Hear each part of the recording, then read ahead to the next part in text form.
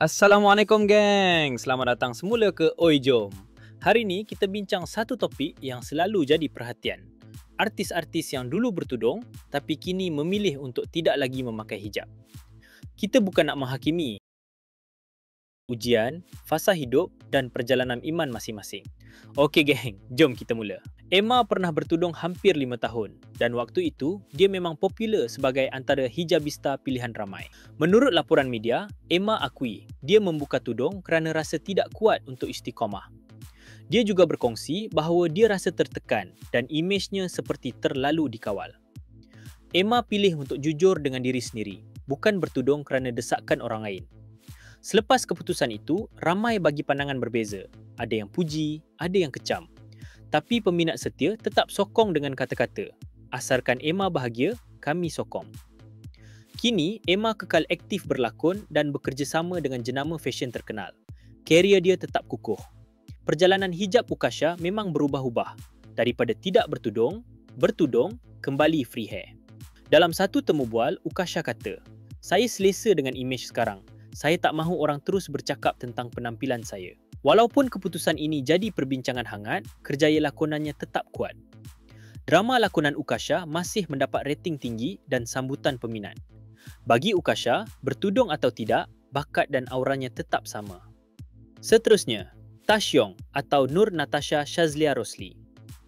Dalam temu bual bersama media, Tash memohon maaf kerana kini tidak berhijab sepenuhnya. Dia mengakui, "Iman saya tak cukup kuat." Tash juga menjelaskan keputusan membuka hijab bukan kerana kerja tetapi pilihan peribadi. "Ini adalah apa yang saya mahukan." Dia turut menegaskan bahawa free hair sekarang tidak bermaksud selamanya. Dia masih berusaha menjadi versi lebih baik dalam hidup. Masha tersenarai sebagai salah seorang selebriti yang kembali dengan imej tanpa hijab. Dalam laporan lain, disebut bahawa Masha memilih keputusan ini kerana mahu jujur dengan diri sendiri dan dia mengakui sukar untuk kekal istiqamah. Bagi Masha, imej baru ini adalah sebahagian daripada identitinya sekarang dan dia memikul sepenuhnya tanggungjawab atas pilihan itu. Nadia muncul beberapa kali tanpa hijab, mencetuskan perhatian ramai. Walaupun perubahan imejnya menjadi bualan, Nadia tetap profesional sebagai pengacara dan personaliti TV. Bagi majoriti peminat, apa yang penting ialah kredibiliti, bakat dan personaliti Nadia sendiri. Akhir sekali, Alia Iman. Keputusan Alia adalah sangat peribadi.